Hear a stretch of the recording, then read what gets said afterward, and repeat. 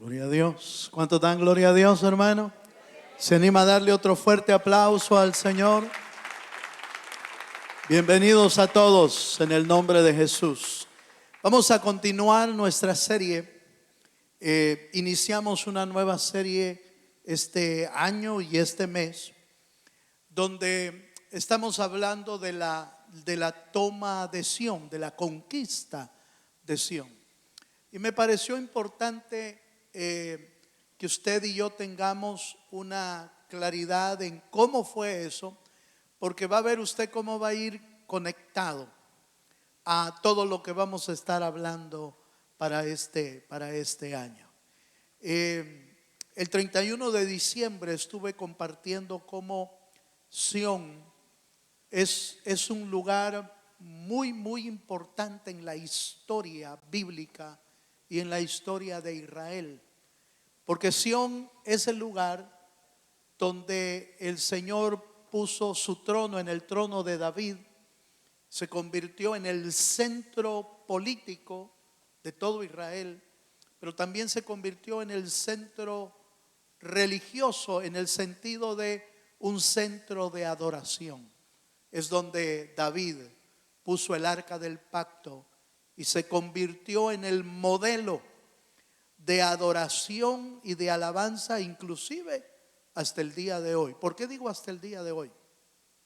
Porque está escrito en la palabra, en el libro de los Hechos, dice que en los postreros tiempos el Señor iba a restaurar las ruinas del tabernáculo de David, para que todos los hombres busquen al Señor. Esa es una promesa que se va a ir cumpliendo a medida que el Señor va revelando lo que es la verdadera adoración, porque la Biblia dice que Dios busca adoradores en espíritu y en verdad. El pueblo de Dios debe de saber cómo adorar al Señor, pero todo eso lo vamos a ir viendo.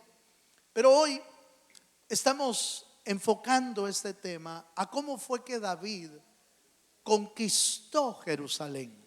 Para eso, acompáñenme al segundo libro de Samuel, capítulo 5, verso 8. Hoy vamos a ver la estrategia de David, cómo fue que David tomó esa ciudad llamada Jerusalén, y lo vamos a ver en la escritura. Dice así la palabra del Señor, versos 6 al 8. Segundo de Samuel 5, 6 dice: entonces marchó el rey con sus hombres a Jerusalén contra los jebuseos que moraban en aquella tierra, los cuales hablaron a David diciendo: tú no entrarás acá, pues aún los ciegos y los cojos te echarán, queriendo decir, no puede entrar acá. Verso 7. Pero David tomó la fortaleza de Sión, la cual es la ciudad de David. Verso 8. Y dijo David aquel día: todo el que hiera a los jebuseos suba por el canal, hiera a los cojos y ciegos, aborrecidos del alma de David. Por esto se dijo: ciego ni cojo no entrará en la casa. Dejémoslo hasta ahí. Ya le explico poco a poco qué significan esos detalles.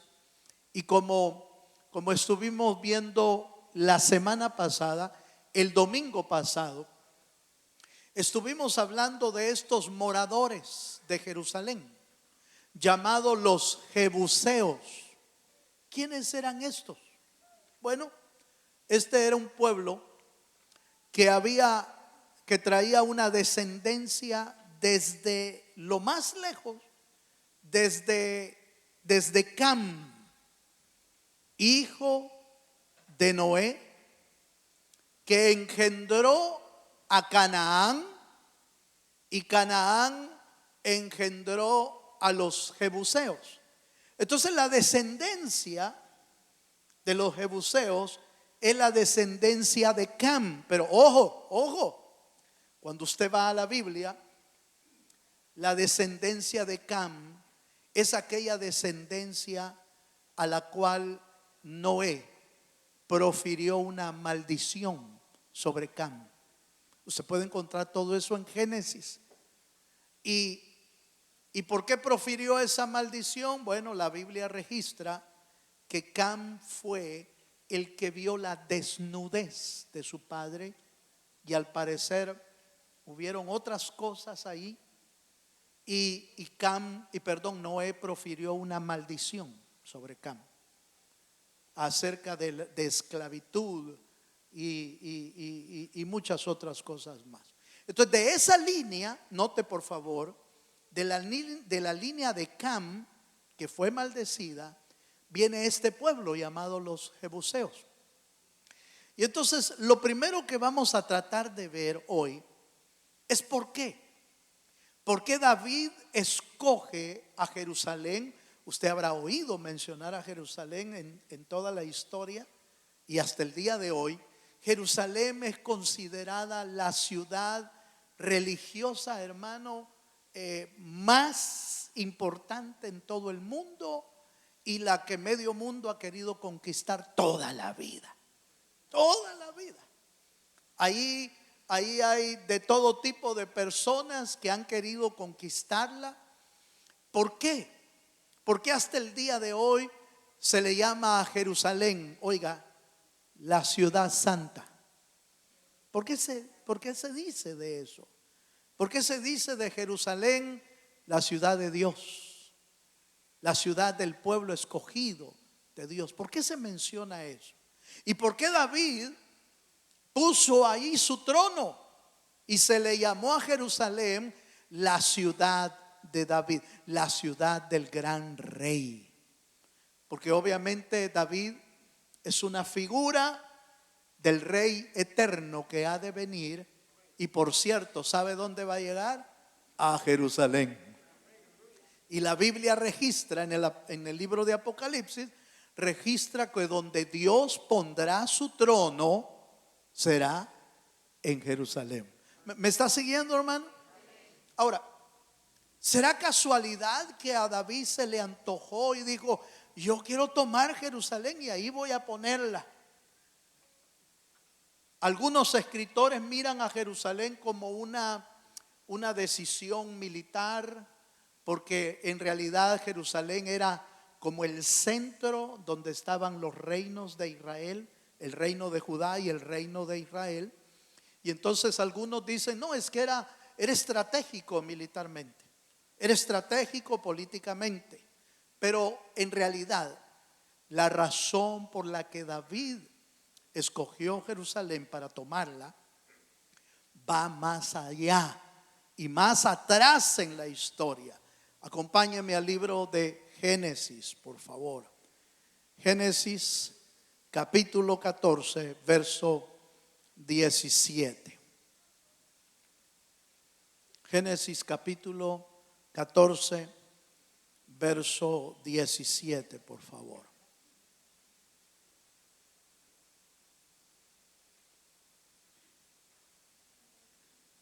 Cuando usted lo tenga, dice un amén fuerte, por favor. ¿Lo tiene, hermano? Vamos a leer lo que dice la escritura ahí. Dice: cuando volvía de la derrota de Kedorlaomer y de los reyes que con él estaban, salió el rey de Sodoma a recibirlo al valle de Sabe, que es el valle del rey. Verso 18. Entonces Melquisedec, oiga, rey de Salem, póngale atención a esa palabrita, Salem, y sacerdote del Dios Altísimo, sacó pan y vino. Verso siguiente: y le bendijo diciendo: bendito sea Abraham, Dios del Dios Altísimo, creador de los cielos y de la tierra. Y bendito sea el Dios Altísimo, que entregó tus enemigos en tu mano. Y le dio a Abraham los diezmos de todo. ¿Cuántos dicen amén, hermano? Vale. Quedémonos aquí en este momento.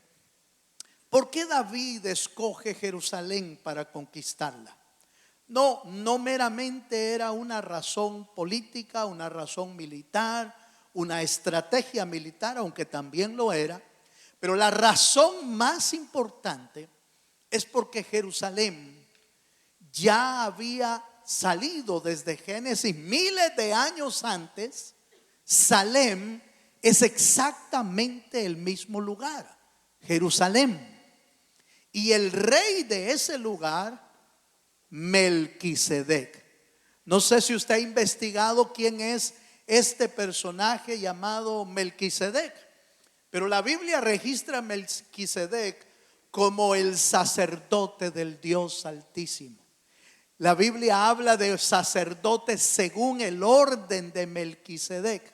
Y es interesante porque Melquisedec, rey de Salem, la Biblia lo registra en Hebreos como un rey que no tiene ni padre ni madre, que no tiene ni principio ni fin. ¿A quién le suena eso?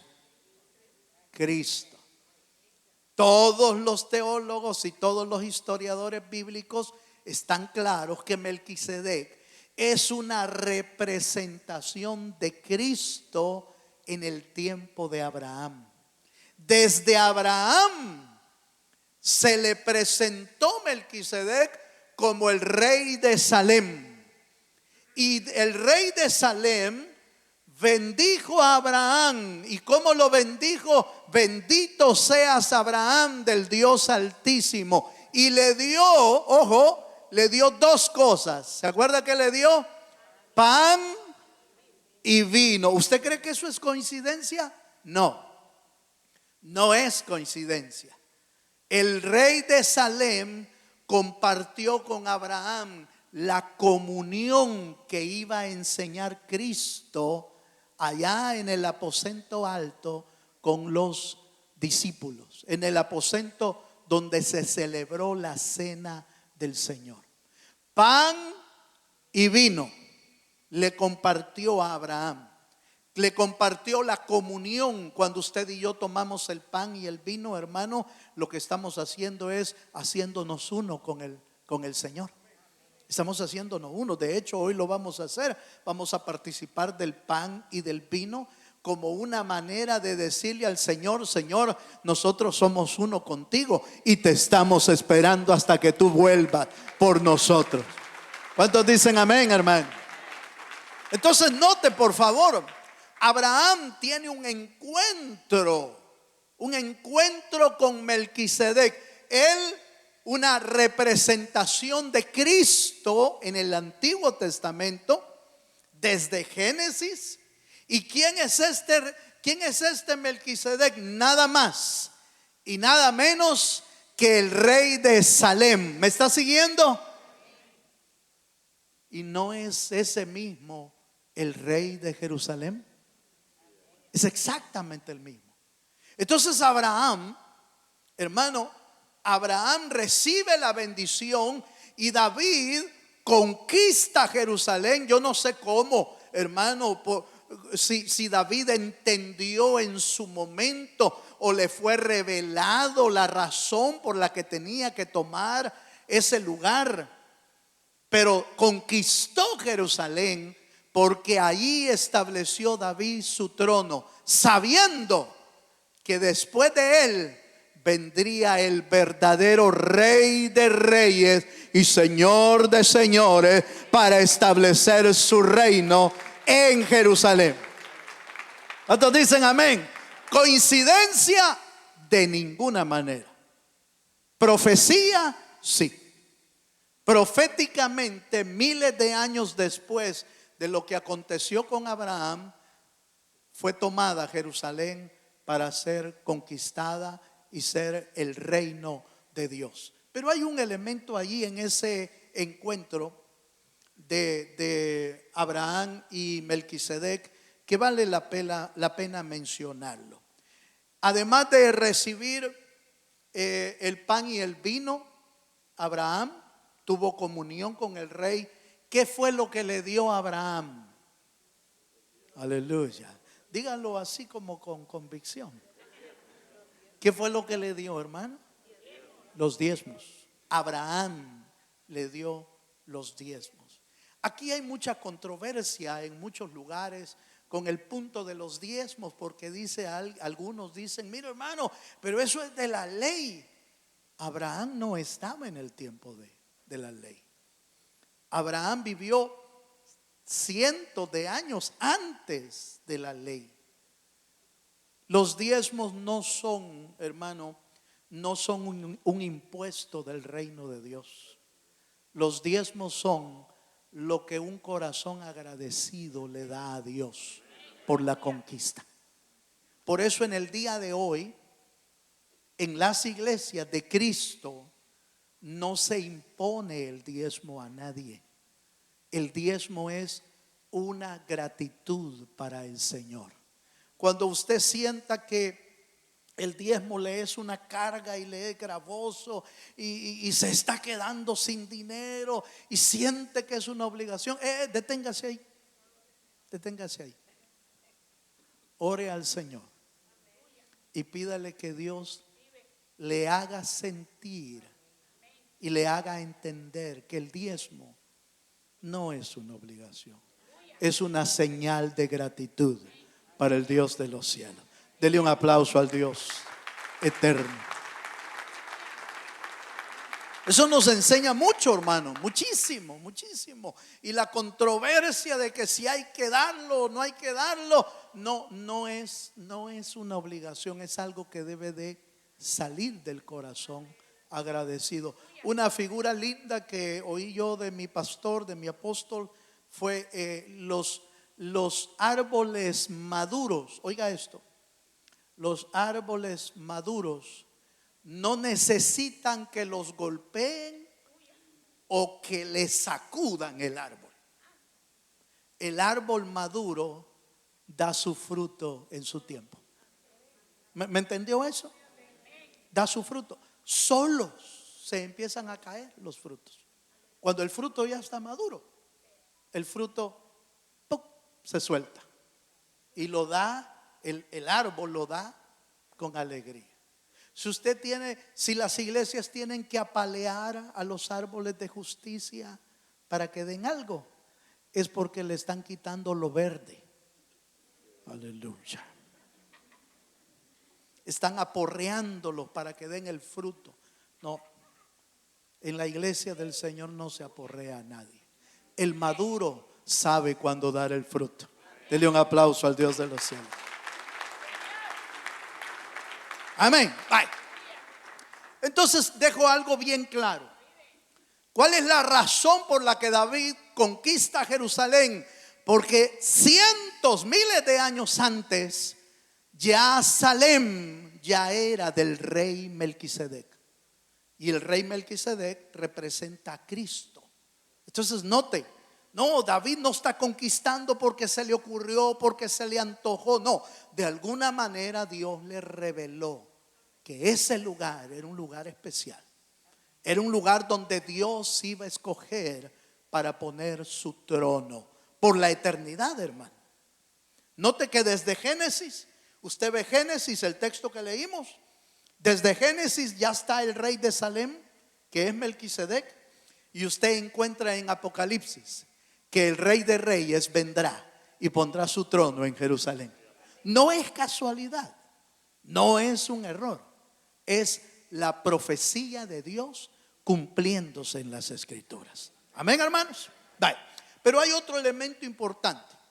Centrémonos en los jebuseos hoy y la manera en que desafían a David. Los jebuseos eran los moradores de Jerusalén. Y entonces en el capítulo 5, vuelva conmigo por favor al capítulo 5 del segundo libro de Samuel.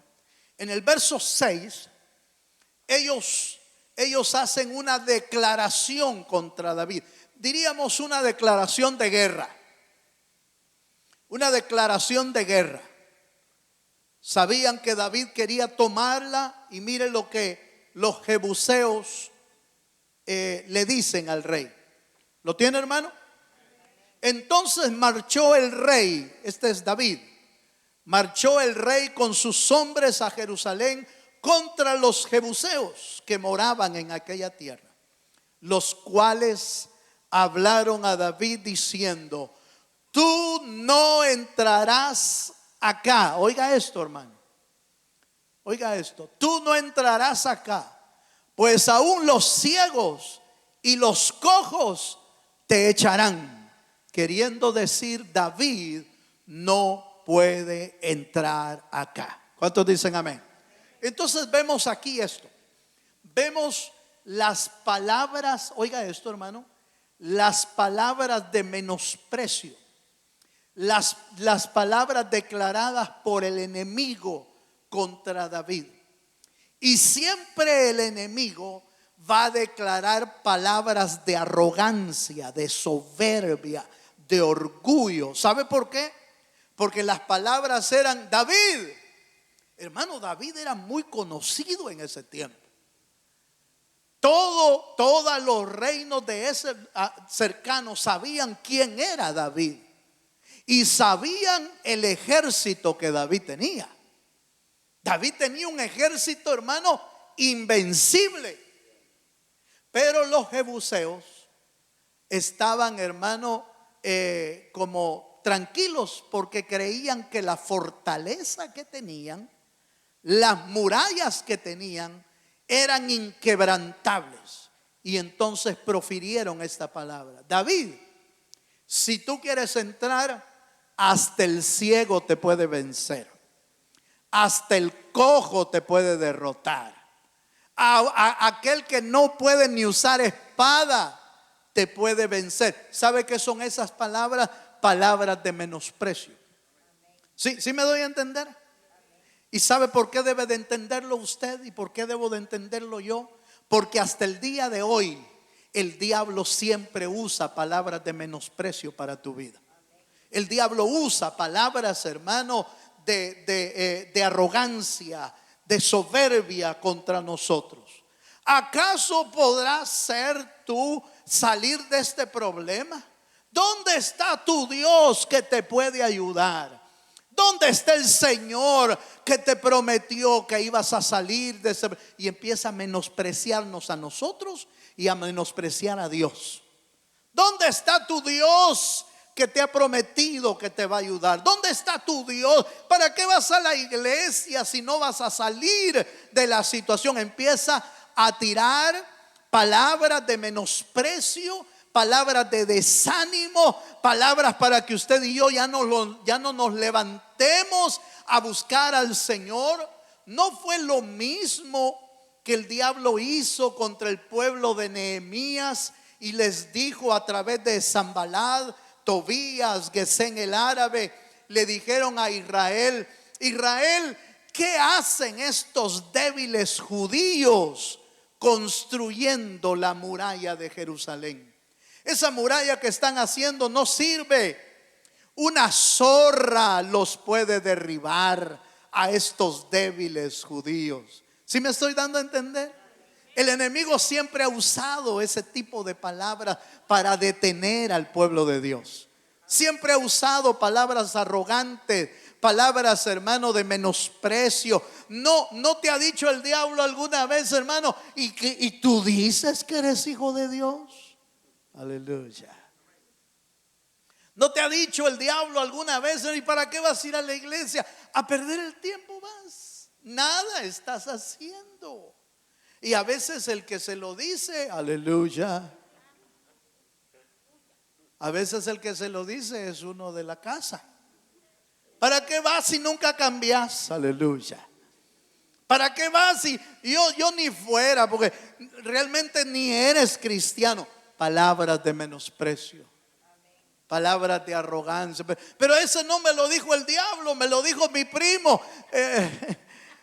No era su primo realmente, era el diablo usando al primo. Era el diablo usando a veces a la esposa, al esposo o a un familiar. ¿Para qué vas a la iglesia a perder el tiempo si tú nunca has cambiado? Si yo creo que ni cristiano eres. El diablo usando palabras arrogantes contra ti. No, no es cierto, hermano. Ahora, lo que yo vengo a decirle esta mañana es que esas palabras de arrogancia y esas palabras de soberbia y esas palabras de orgullo se las va a tener que tragar el diablo, porque la Biblia dice que Dios destruye toda arrogancia y toda soberbia. Se las va a tener que tragar el enemigo si usted puede creerle a Dios primero. Si en lugar de creer y de oír las palabras del diablo, empieza a oír la voz de Dios. Eso fue lo que hizo David. Oyó el menosprecio, oyó la arrogancia, oyó Nehemías, oyó la arrogancia de los asirios, oyó la arrogancia de Sanballat, Tobías, pero Nehemías no se detuvo. David no se detuvo. Josué no se detuvo cuando oyó lo que sus hermanos, los espías, decían: en ese lugar es tierra buena, pero hay gigantes y ellos nos van a vencer porque nosotros parecemos como langostas y chapulines. Pero Josué no decidió creer en lo que decían los espías, decidió creer en las promesas de Dios y decidió creer: si Jehová se agradare de nosotros, lo comeremos como a pan. Depende de a quién oigas, así va a ser el éxito de tu vida. Depende de a quién le creas, así será tu vida, en victoria o en derrota.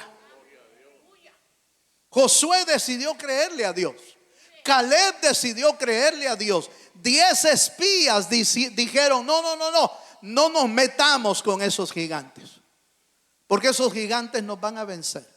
Pero Josué y Caleb decidieron creerle a Dios. ¿Cuántos dicen amén? David no. David estaba acostumbrado a oír la arrogancia del enemigo. Desde muy joven se enfrentó con Goliat. Y la arrogancia de Goliat salió, hermano, pero en el momento.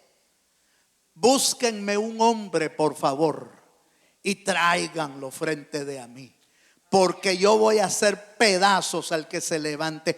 Mándenme un hombre, mándenme un hombre. ¿Se levantó alguno del pueblo de Israel? Ninguno.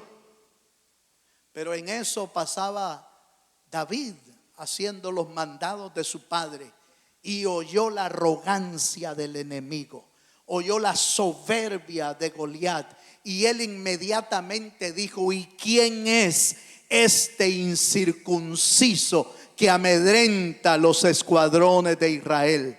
Échenmelo a mí, dijo David. Aleluya.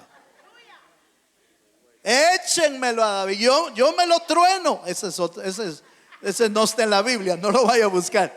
Yo lo mato, yo lo hago pedazos, hermano. No era para menos la arrogancia de Goliat. Era un hombre, hermano, gigante, 24 dedos en su cuerpo.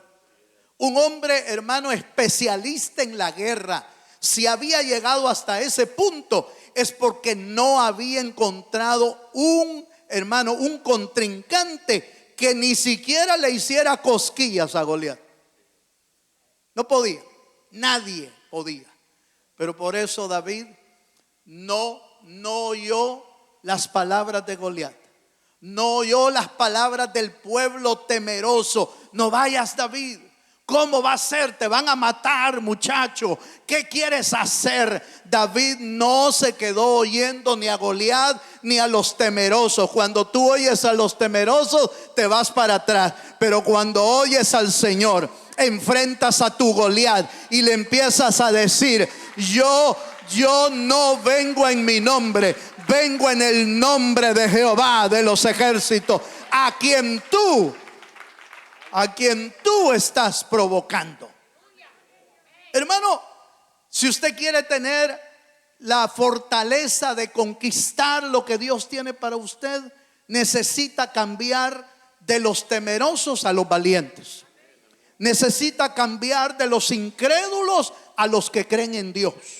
Necesita dejar de creer y oír las palabras de los gigantes que se levanten contra usted, y empiece a oír la voz del que lo prometió llevarlo hasta la vida eterna.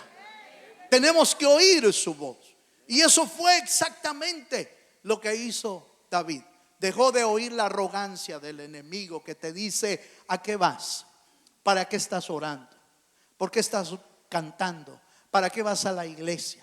¿Por qué sigues orando por tus hijos? ¿Por qué sigues orando por tu esposo? Si ese hombre no cambia, si ese es casi hijo del diablo. Aleluya. El enemigo es terrible, hermano. Pero cuando tú le crees a Dios, te paras firme como David. David dijo: tú vienes a mí con lanza, con jabalina, con espada, mas yo vengo en el nombre de Jehová de los ejércitos. Dele un fuerte aplauso al Señor. Aleluya.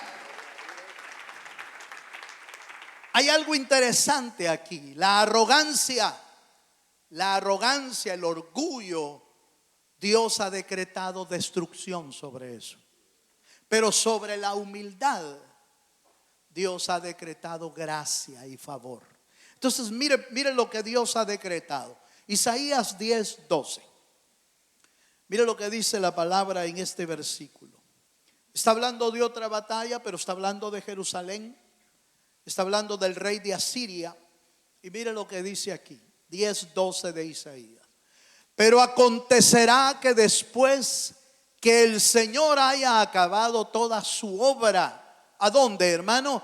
En el monte de Sión y en Jerusalén, castigará el fruto de la soberbia del corazón del rey de Asirio y la gloria de la altivez de sus ojos. Aquí hay algo importante. Quiero que usted entienda, hermano, en su corazón, que Dios destruye la arrogancia y la soberbia. La arrogancia y la soberbia tienen un decreto de destrucción. Por eso, aunque el diablo quiera, hermano, enorgullecerse delante de ti, diciéndote palabras de que Él es mayor, de que Él es más fuerte, de que tú no vas a poder, párate firme. Porque sus días están contados. Los días del diablo están contados. Tus días y los míos también están contados, pero delante de Dios. Porque Él ha prometido que nuestra vida alcanzará la eternidad con el Señor. ¿Cuántos dicen amén? Entonces hay un decreto de destrucción contra el enemigo, contra la soberbia y contra el orgullo. Acompáñame a Proverbios 16, verso 18.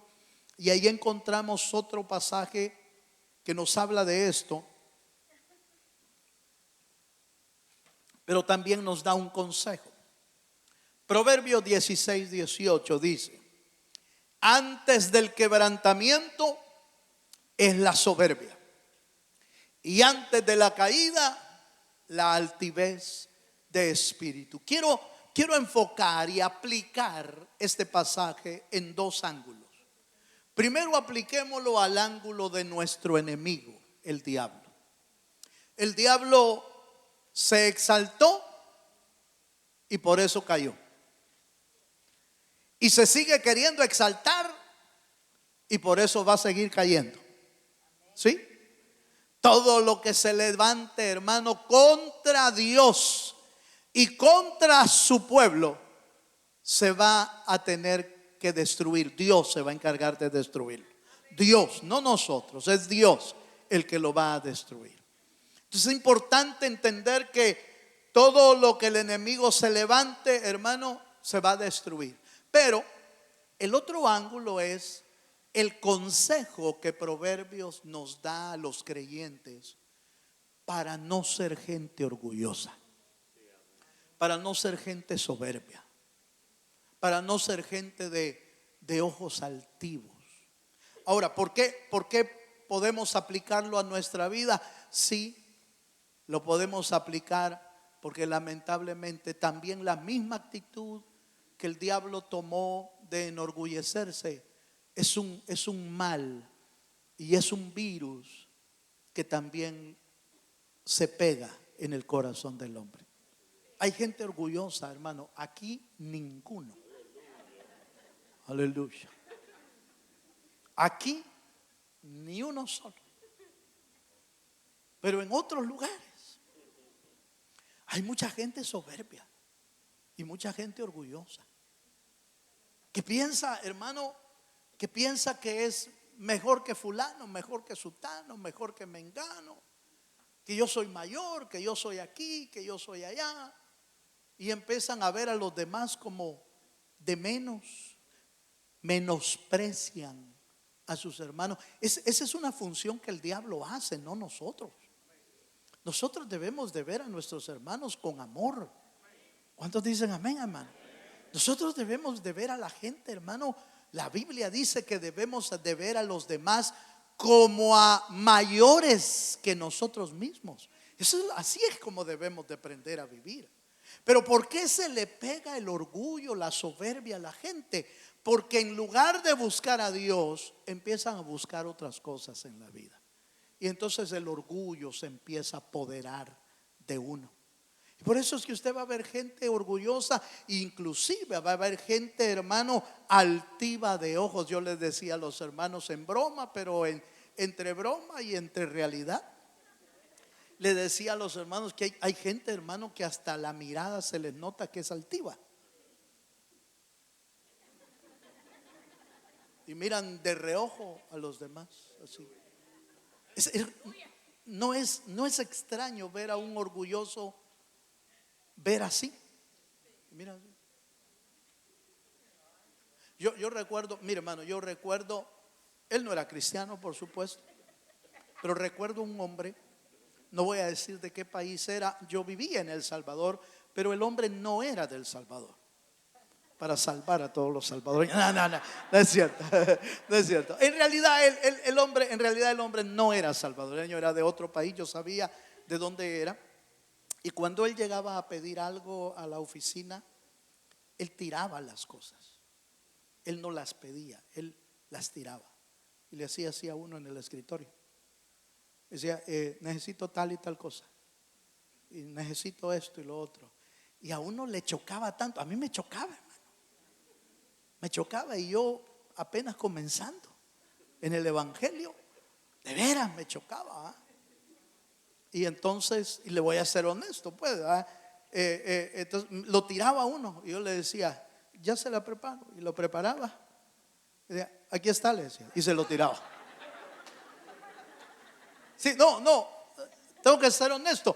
Apenas acababa de conocer al Señor, hermano. Entonces todavía le salía uno al indio, ¿va? Hasta que entendí que no era así. No era así, yo entendí que no era así. Tenía que bajarme, tenía que humillarme. Entendí eso. Pero mire, así literalmente lo miraba hacia uno. Ya, quiero eso ya. Y es extraño, no, hermano, yo he visto a mucha gente altiva de ese tipo. ¿Y sabe por qué miran así? Porque tienen el mismo espíritu que los ha hecho arrogantes y que los ha hecho orgullosos. Yo me imagino al diablo, hermano, diciendo, y subiré al monte de Dios y pondré mi trono donde está Dios. Así arrogante. Pero ni acababa de terminar la frase cuando fue tirado al suelo. Porque con Dios no se juega. La arrogancia es castigada por el Señor. Hermanos, no caigamos en semejante cosa. Cuídenos Dios de caer en la arrogancia y en la altivez. Santiago 4:6 dice que Dios ve a los soberbios, hermano, de lejos. Dios ve a los soberbios, hermano, los resiste, pero al humilde le da gracia. Santiago 4:6 dice, mire lo que dice, pero Él da mayor gracia. Por esto dice, Dios resiste a los soberbios y da gracia. ¿A quiénes, hermano? ¿Cuántos queremos la gracia de Dios? A ver, levanten la mano los que quieren la gracia de Dios. Sea humilde. Toque al hermano de la par. Hice esto con los hermanos de la mañana, por favor. Tóquelo y dígale estas palabras. Dígaselo, por favor. Yo deseo que la gracia de Dios venga sobre tu vida. ¿Está de acuerdo? Se lo vuelve a decir. Yo deseo que la gracia de Dios venga sobre tu vida. Qué lindo, ¿va, hermano? Qué lindo, ¿no le parece? Pero ¿sabe qué fue lo que le dijo? Le dijo, sé humilde, hombre. En otras palabras, sé humilde, porque los humildes reciben la gracia de Dios. ¿Para qué? ¿Para qué vivir en soberbia? ¿Para qué vivir en orgullo? Cuidado, los soberbios y los orgullosos recibirán el castigo de Dios. Eso es terrible, hermano. Pero yo no quiero el castigo de Dios, yo quiero la gracia de Dios sobre mi vida. Entonces David y los enemigos nos enseñan la importancia de no oír las amenazas y la arrogancia del enemigo, sino oír las promesas de Dios. Los enemigos de David nos enseñan a ser gente humilde y no a ser gente arrogante como ellos, a vivir una vida de humildad. Pero hay un tercer punto en esta historia que me gustaría revisar con usted, y eso está en 2 de Samuel 5:8. Vamos a ver el éxito de la estrategia de David. ¿Cómo fue que David conquistó Jerusalén? ¿Cómo fue que la conquistó? Aquí hay un pasaje. 2 de Samuel 5:8. Dice así. Y dijo David aquel día: todo el que hiera a los jebuseos suba por el canal y hiera a los cojos y ciegos, aborrecidos del alma de David. Por esto se dijo: ni ciego ni cojo no entrarán en la casa. Aunque la Biblia dice aborrecidos del alma de David, quiero que usted entienda muy bien esto. Lo que David está tratando de decir es, no es que yo aborrezco a un ciego, sino que lo que aborrecía era, hermano, la palabra de soberbia del enemigo. ¿Sí? Porque lo que estaban diciéndole era: David, tú no vas a poder conquistar aquí. No vas a poder. Hasta un cojo te puede ganar. Es como cuando a uno le digan de repente: hermano, y usted corre, creo que podemos hacer una carrera. No, si usted ya no corre. Aleluya. Si a usted hasta un niño de 3 años le gana, ¿cómo se pone usted, hermano? Démosle pues, démosle. Es incómodo, es molesto. Y eso es lo que pasó con David. A David le incomodó, le molestó, pero no oyó el menosprecio. Buscó una estrategia. Y la estrategia que buscó fue maravillosa. Jerusalén cuenta en su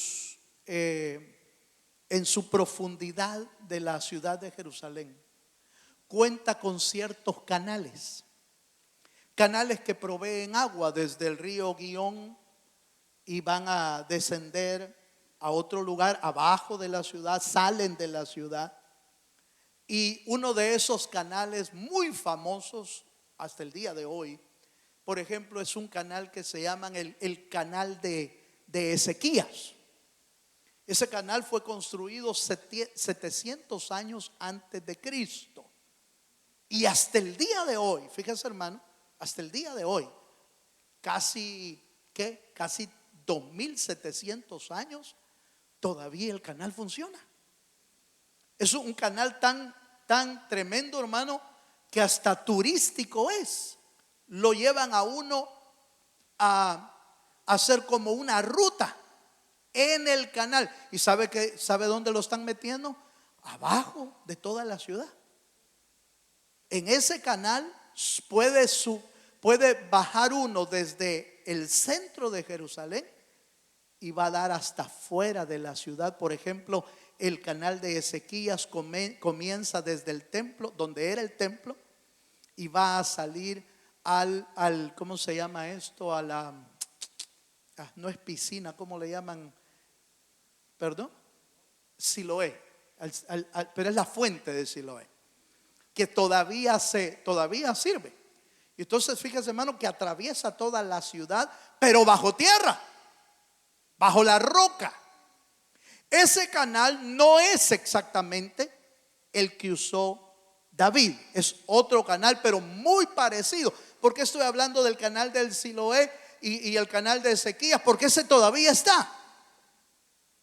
Parece que han encontrado el canal de David, es otro canal donde si a uno le hacen, si algún día usted tiene el privilegio de ir, les decía a los hermanos, si algún día usted tiene el privilegio de ir a Jerusalén, después de que ya dejen de caer las bombas por ahí, y usted puede ir, puede hacer ese tour, y es maravilloso, hermano. Uno camina en el túnel, casi solo cabe uno, y a veces en el de Ezequías, a veces unas 2 personas, pero ahí pasa el agua abajo. Uno va caminando y el agua va bajando desde arriba de Jerusalén hasta no es fuente, hombre, es que se me olvida el nombre, pero es como una piscina, el estanque, gracias. Esa es la palabra que se usa en la Biblia, hasta el estanque del Siloé. Y el estanque de Siloé ya es como una piscina, y los judíos lo usan como algo religioso. Ahí se lavan, se limpian y suben a la ciudad de Jerusalén. Una cosa maravillosa. Pero ¿por qué estoy hablándole de todo esto? Porque ese es el famoso canal que David escogió para tomar la ciudad de Jerusalén.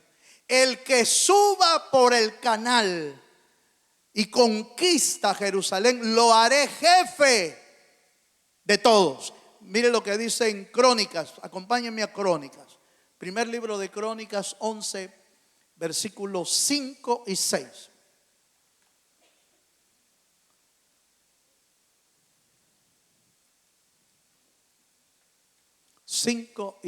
Dice: y los moradores de Jebús dijeron a David: no entrarás aquí. Mas David tomó la fortaleza de Sión, que es la ciudad de David. Verso 6. Y David había dicho: el que primero derrote a los jebuseos será cabeza y jefe. Entonces Joab, hijo de Sarvia, subió el primero y fue hecho jefe. Pero ¿por dónde subió? Allá en Samuel dice: subir por el canal. Esta parte es importante. Hay 2 cosas importantes ahí. La primera es que para subir en ese canal había que bajarse, había que agacharse. Había ratos, hermano, que casi iban a gatas subiendo, uno por uno del ejército. Fíjense. Y eso nos habla de que para ganar las batallas del Señor hay que humillarnos delante de la presencia del Señor. No eres tú el que va a ganar la batalla, es Dios el que va a ganar la batalla. Por eso necesitamos depender de Él. Y ese canal, hermano, nos enseña a bajarnos, nos enseña a humillarnos, nos enseña hermano, a entregar nuestra vida al Rey de Reyes y Señor de señores. ¿Cuántos dicen amén? Pero fíjese que ese canal, por el agua que bajaba, nos habla también del agua que purifica. Algunos escritores dan a entender que los primeros que hallaron en ese canal, los que estaban cuidando la entrada del canal, eran los cojos y los ciegos, que habían declarado: esos van a ser los que detengan a David. Por supuesto, no lo pudieron detener. Pero en la subida, ojo con esto, en la subida a Jerusalén se purificaron por el agua. Ya le voy a explicar por qué estoy diciendo esto y qué tiene que ver con nosotros. Acompáñenme a Números capítulo 19, verso 20. En el antiguo tiempo, para purificar la vida de los israelitas, se lavaban con agua. para purificarse. Era parte de los rituales normales de purificación. Mire lo que dice la Escritura, Números 19:20. Y el que fuere inmundo, ¿qué significa inmundo? Sucio. Y el que fuere inmundo y no se purificare, la tal persona será cortada de entre la congregación, por cuanto contaminó el tabernáculo de Jehová. No fue rociada sobre él ¿el qué? El agua de la purificación es inmundo. Aquí hay una figura muy especial. Para subir al templo hay que purificarse, ¿sí? Eso era la ley en el Antiguo Testamento. Todos los judíos y todos los israelitas antes de ir al templo se purificaban. Por eso el estanque de Siloé era uno donde se purificaban y luego subían. Es maravilloso, la historia comenta que el templo de Salomón, por ejemplo, era tan lindo, hermano, que cuando uno estaba abajo del Siloé y miraba hacia el templo, se miraba dorado el templo por el reflejo del sol. Se miraba dorado en aquel tiempo. Entonces los peregrinos venían, se lavaban en el Siloé y subían al templo. No por la gruta de agua, habían escaleras, pero primero se lavaban y se purificaban. Era tan así la ley, hermano, que ninguno podía entrar al tabernáculo o al templo si no se había lavado. Por eso la Biblia dice: ¿quién subirá al monte de Sión? Dice el libro de los Salmos. ¿Y sabe qué dice? El limpio de manos y de corazón puro. Porque era la ley. Hasta el día de hoy, le decía yo a los hermanos, en Jerusalén, el famoso, ¿quién ha oído del muro de los lamentos? ¿Ha oído usted del muro de los lamentos? Eso es lo único que queda, no del templo. El muro de los lamentos no era parte del templo, solo era la base de construcción donde se hizo el templo arriba. Pero eso es lo que quedó, porque estaba escrito: no quedará ni piedra sobre el templo de Dios, allá en la historia. Entonces lo único que quedó fue el famoso muro de los lamentos, que era como la terracería donde se preparó para poner el templo. Pero como eso es lo único que ha quedado, para los judíos es tan valioso eso, hermano, que usted ve las fotos y los videos, un montón de gente orando ahí. ¿Ha visto usted eso, hermano? Orando. ¿Y sabe qué es lo que hacen?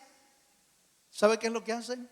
En el patio tienen una cantidad de fuentes de agua. Y los judíos, antes de entrar a los muros, se lavan las manos 7 veces. Hasta el día de hoy usted ve a los judíos, hermano, con barbita, con su sombrerito, con sus quedejas, con sus, hermano, ¿sí sabe qué es una quedeja, va? Es una como trenza de pelo, ¿sí? Los que han hecho voto de nazareo usan esas quedejas. Algunas son postizas, solo se las ponen. Eso es cierto también. Pero representa el voto de nazareo. Entonces en el patio se lavan las manos 7 veces. Y cuando ya las tienen lavadas, entonces van al muro de los lamentos, ponen sus manos en el muro y empiezan a orar a Jehová. ¿Me está siguiendo? ¿Por qué hacen eso? Porque hasta el día de hoy ellos quieren cumplir la ley. Tienen que lavarse primero porque es símbolo de purificación. ¿Me doy a entender, hermano? Ahora, ¿qué representa el agua? Representa purificación, y eso está bien claro y usted debe de entenderlo. Para entrar a la Jerusalén celestial, usted necesita ir puro, necesita ir purificado. ¿Qué es lo que nos purifica hoy? La palabra de Dios y su Espíritu Santo. Acompáñeme al Nuevo Testamento. Efesios capítulo 5. voy a leer del 25, por favor, listos ahí. Efesios 5, 25 al 26. Está hablando de la iglesia y dice: maridos, amad a vuestras mujeres. Y aquí se pasa a la iglesia, así como Cristo amó a la iglesia y se entregó a sí mismo por ella. Verso 26. ¿Para qué? Para santificarla, habiéndola purificado ¿en qué, hermano? En el lavamiento del agua por la palabra. No es que tienes que lavar hoy tus manos. Lava tu alma y mi alma en el agua de la palabra del Dios vivo y Dios verdadero. Eso es lo que necesitamos hoy. Necesitamos lavarnos. Cuando Cristo vino, me encanta esta figura, porque cuando Cristo vino, le dijo a sus discípulos: siéntense todos, voy a lavarles a todos los pies. Y usted sabe la historia. Le empezó a lavar los pies, pero Pedro de repente se paró y dijo: no, Señor, a mí no me vas a lavar nada. ¿Cómo es eso que me vas a lavar? Pedro, siéntate, te voy a lavar. No, Señor, yo no me dejo lavar. Y entonces Jesús dijo unas palabras que deben de resonar en su vida: si no te dejas lavar, no tendrás parte conmigo en el reino de los cielos. Eso debe de resonarle. ¿Sabe por qué? Porque nadie entra al reino de los cielos si no está lavado. Y el que lava hoy se llama Jesucristo, el Hijo del Dios viviente. Dejemos el orgullito. Dejemos atrás el orgullito de Pedro, que dice: no, yo no quiero orar. No, yo no quiero que oren por mí. Yo no quiero ir a tal cosa. No, yo no quiero. Dejemos el orgullito y dejémonos lavar por la palabra. La palabra de Dios lava. Cada vez que usted oye, es como que usted se metió a la regadera, hermano. Sí lo puedo usar así. Permítame aplicarlo de esa manera. Cada vez que usted oye palabra de Dios, es como que se deja bañar por la palabra de Dios. Maravilloso enseñanza tuvieron nuestros niños en diciembre, porque nuestra serie de diciembre de niños se llamaba La palabra de Dios es como. Aleluya. Y yo probé con mis nietos ahí: ¿y cómo es la palabra de Dios? Y me respondía: la palabra de Dios es como martillo que quebranta. La palabra de Dios es como espada de dos filos. La palabra de Dios es como ¿qué? No oigo ni un grande. La palabra de Dios es como comida, como el pan del cielo. La palabra de Dios es como fuente de agua que nos lava, como el agua que nos purifica. No está escrito: el que tiene a Cristo en su interior correrán, ¿qué dice, hermano? Ríos de agua viva. Esto dijo, dice la Biblia, del Espíritu Santo que iba a venir sobre nosotros. Entonces, las dos fuentes de agua que nos purifican es el agua que viene del Espíritu Santo y el agua que viene por la palabra de Dios. Te va a limpiar, te va a purificar. Por eso de repente usted y yo decimos: hermano, hoy por la mañana tuve el privilegio de estar con algunos hermanos en nuestro café con el pastor, y les decía: miren, yo deseo y anhelo con todo mi corazón que en este lugar usted encuentre palabra de Dios que lo alimente, palabra de Dios que lo sustente, palabra de Dios que lo fortalezca, pero también que encuentre palabra de Dios que lo corrija. Porque habrán cosas que corregir, hermano. Levanten la mano los que todavía tienen cosas que corregir. Mire, todos. No, si se equivoca cuando usted piensa que en la iglesia hay solo gente perfecta. No. Se equivoca el mundo al pensar que todos los que estamos aquí reunidos ya tenemos alas y ya va así, mire uno. No, hermano. Si la iglesia está llena de gente imperfecta, pero gente imperfecta que ha sido salva por la pura misericordia del Dios de los cielos, que en la cruz del Calvario derramó su sangre.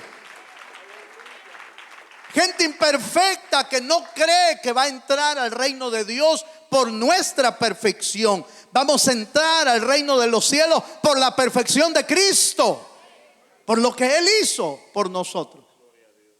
Gente imperfecta que cree que se puede, hermano, seguir adelante pidiendo perdón todos los días delante del Señor, purificando nuestras almas en la palabra, en la sangre de Cristo, en el Espíritu de Dios, que se purifican cada día. ¿Por qué cree que tenemos que pedir perdón todos los días? ¿Por qué? ¿Porque somos perfectos? No, porque somos imperfectos y necesitamos la sangre de Jesucristo. David hizo subir por el canal, pero al subir por el canal, en figura, con el agua se iban purificando. Subieron desde abajo de Jerusalén, ojo con esto, subieron desde abajo de Jerusalén y el agua los iba purificando hasta llegar a Jerusalén. Eso es exactamente lo que Dios va a hacer con nosotros. Venimos desde abajo, pero nos va purificando al Señor para entrar a la Jerusalén celestial, donde moraremos por la eternidad con el Señor. Dele un aplauso al Dios celestial. Termino. Primera de Corintios 15, 57. Y hermanos diáconos y los hermanos de alabanza, si se vienen.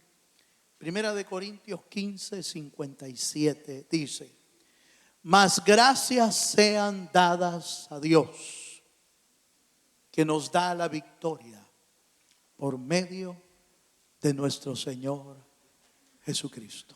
¿Quién es el que te da la victoria? ¿Llegas tú a la victoria? ¿La alcanzas tú? No. Es Cristo en nosotros, la esperanza de gloria. Póngase de pie, por favor. Antes de hacer algún llamado hacia adelante, yo quiero que se ponga de pie. No venga todavía. Después voy a hacer un llamado para que se venga. Pero antes quiero invitarlo a que nos preparemos para tener comunión con Cristo, para ponernos a cuentas con el Señor. Oramos. Padre, en el nombre de Jesús, gracias, Señor, porque nos das la oportunidad de revisar las Escrituras y encontrar en tu palabra el consejo para llegar hasta Jerusalén, conquistar Sión, la ciudad de David, la ciudad del gran rey.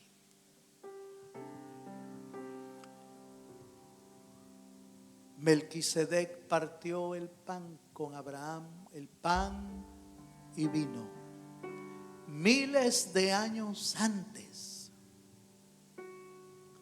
para enseñarnos a vivir en comunión con nuestro amado Dios. Bendice, Señor, este pan, bendice esta copa y permítenos que podamos vivir en comunión contigo. Padre, en tu nombre repartimos este pan y esta copa para el uso santo, para bendición de todo tu pueblo, en el nombre de Jesús. Pueden pasar mis hermanos diáconos, por favor. Y ahí donde usted está, le voy a invitar a que entonemos un canto de adoración pero que esté a la expectativa del pan y la copa, pero cantando al Señor. Que el Señor nos encuentre adorándole y exaltando su nombre. Aleluya.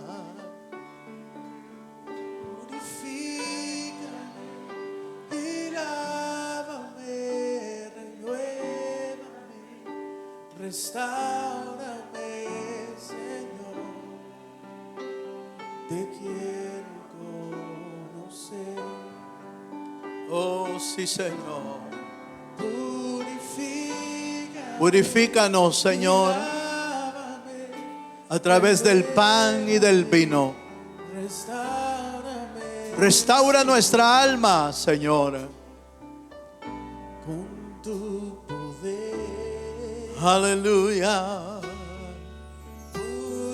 Purifícame y lávame, renuévame, restáurame, Señor. Te quiero conocer. Purifícame y lávame, renuévame, restáurame, Señor, Aleluya. con tu poder. Te adoramos, Señor. Purifícame Y lávame, renuévame, restáurame, Señor. Te quiero conocer. Eso es. Abre tu corazón. Purifícame y lávame. Purifícanos, Señor. Renuévame, restáurame, Señor, Con tu poder. Purifícame y lávame, renuévame, restáurame, Señor. Te quiero conocer. Purifícame y lávame, renuévame, restáurame, Señor, con tu poder. Purifícame y lávame, renuévame, restáurame, Señor. Te quiero conocer. Purifícame y lávame, renuévame, restáurame, Señor, con tu poder. Purifícame y lávame, renuévame, restáurame, Señor. Te quiero conocer. Aleluya. Purifícame y lávame, renuévame, restáurame, Señor, Con tu poder. Purifícame y lávame, renuévame, restáurame, Señor. Te quiero conocer. Si usted ya recibió del pan y de la copa en sus manos, yo le voy a invitar a que cierre sus ojos y podamos conectarnos con el Señor. Si usted no ha recibido el pan o la copa, no se la hemos llevado Por favor, levante en alto su mano para que se la puedan llevar si no la ha recibido. Háganos el favor de hacernos saber si no se la hemos dado. Cierra tus ojos un momento. Me decía el Señor ahorita, pude sentir una palabra que venía del Señor para subir por este canal. En el tiempo de David solo cabía un hombre tras otro hombre. Era tan angosto el canal que solo podía subir uno. Así la salvación es individual. No puedes subir, aunque quisiéramos. No puedo decirle al Señor: Señor, sálvanos a todos. Es personal la salvación. La subida a Jerusalén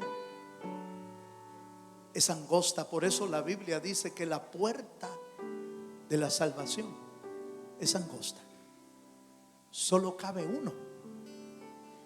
Así que yo quiero invitarte a que por favor no pidas perdón por otros ahorita. Habrá un momento para interceder, que tú puedas orar por otros, pero ahora es personal con Dios. Si has pecado, si has ofendido, si has dañado a alguien, pide perdón. Pidamos perdón y digámosle: Señor, yo no quiero que haya nada que me impida subir hasta la ciudad celestial. Padre, oramos esta mañana. Oramos pidiéndote perdón por todos nuestros pecados. Oramos pidiéndote perdón por todas las faltas que hemos cometido. Si tú sabes que has pecado, si has dañado a alguien, pide perdón. Y si alguien te ha dañado, perdona. Porque solo así vas a poder subir a la Jerusalén que Dios está preparando para nosotros. Señor, confesamos esta mañana nuestros pecados. Confesamos que somos pecadores, pero que tu sangre es suficiente para limpiarnos y para perdonar nuestros pecados. Tu palabra dice que si alguno ha pecado, abogado tenemos para con el Padre, a Cristo el justo. Hoy te pedimos perdón. Confesamos que hemos fallado. Confesamos que pecamos, pero que anhelamos ser limpios, ser purificados por tu sangre, por tu palabra, por los ríos de tu espíritu. Fluyan en nuestra vida, limpie todo pecado en nosotros y seamos purificados por el agua, Señor, de tu palabra. En el nombre de Jesús oramos en esta hora, pidiéndote, Señor, por todas nuestras familias. Limpia nuestras casas, limpia nuestros hogares, limpia nuestra familia, limpia tu iglesia, Señor, límpiala con la sangre preciosa de tu Hijo amado Jesús. La Biblia dice que la noche en que Jesús fue entregado, partió el pan y lo dio entre sus discípulos diciéndolos: tomad y comed todos de este pan, porque esto es mi cuerpo que será entregado por vosotros. Señor, gracias por tu muerte, porque tu muerte nos dio vida y vida eterna. Señor, en tu memoria, en tu nombre, comemos de este pan. En el nombre de Jesús, comamos todos del pan.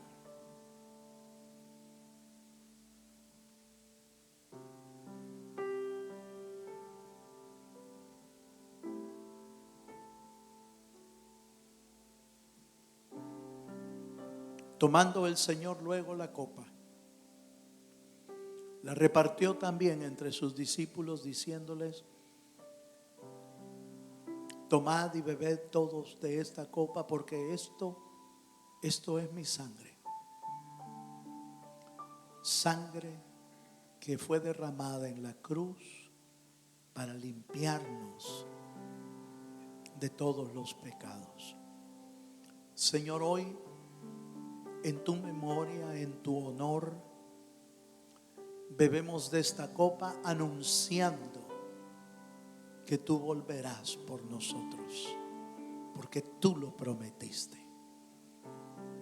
En el nombre poderoso de Jesús, bebemos de la copa en su nombre. Bebamos todos de la copa.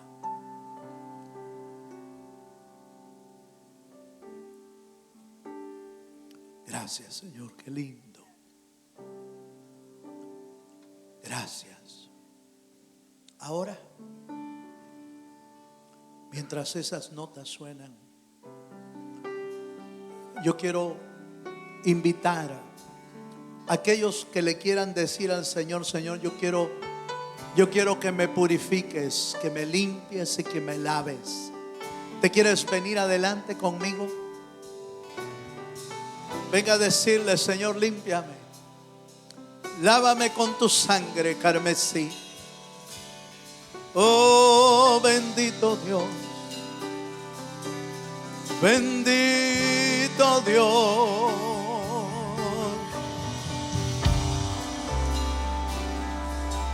Unos minutos nada más. Aleluya. Oh, a ti vendré, Señor. Venga, venga, subamos juntos al monte de Sión. Subamos juntos al monte de la adoración, a la ciudad del gran Rey. Aleluya. Oh, purifícanos, Señor, purifícanos, lávanos con tu sangre, lávanos, Señor. El que prometió volver, volverá. No le creas al diablo. No le creas al diablo. Créele a Dios. Que no te menosprecie el enemigo. Que no te menosprecie el diablo. Créele a Dios. Cree que Dios es más poderoso. No oigas la voz de tu enemigo. No oigas las voces de tus adversarios espirituales. Oye la voz de tu Dios, que te dice: esfuérzate, sé valiente, no temas ni desmayes. sigue adelante. Sigue buscando a Dios. Oh, aleluya. Con tu poder. Eso es.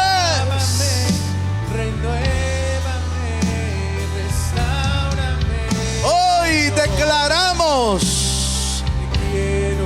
sobre toda palabra de soberbia, sobre toda palabra de orgullo, sobre toda palabra de altivez. Señor, que tu palabra los destruya en el nombre de Jesús. A nuestros enemigos espirituales, derriba toda amenaza de nuestro enemigo. Destruye toda amenaza de nuestros adversarios espirituales. Destruye. Oh, sí, Señor. Como Nehemías declaró sobre sus enemigos, nosotros nos levantaremos y edificaremos, construiremos las murallas que Dios nos ha delegado. Y vosotros no tenéis parte, ni arte, ni suerte con nosotros. En el nombre de Jesús. Oh, destruye todo gigante espiritual que se levante. Todo Goliat que se levante contra tu vida. Dile esta mañana delante de Dios: yo no vengo con mi fuerza, vengo en el nombre de Jehová de los ejércitos. Oh, sí, Señor. Aleluya.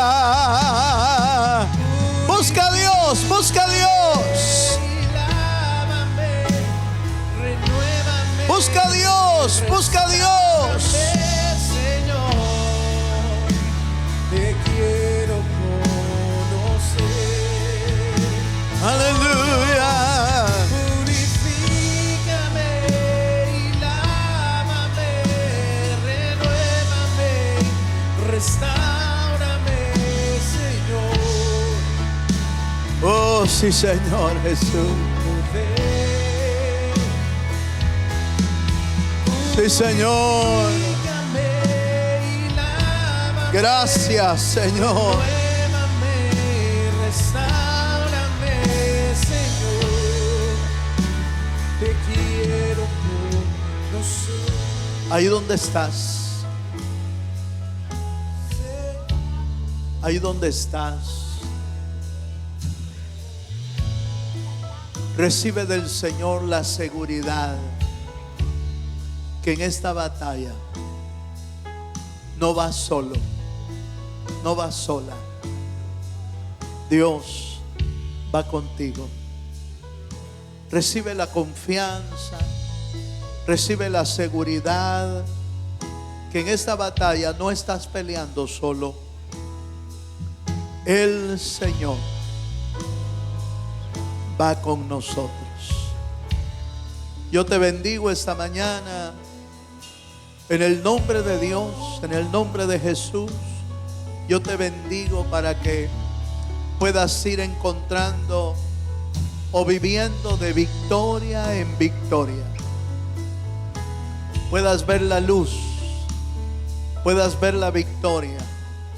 Que vayamos de gloria en gloria hasta ver a Dios en Sión. Bendice a tu pueblo, Señor.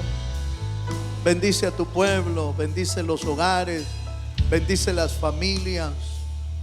Adiestra nuestras manos para la guerra. Adiestra nuestras manos para la conquista. Adiéstrala, Señor, en el nombre maravilloso de Jesús. Gracias, Señor. Gracias, Señor.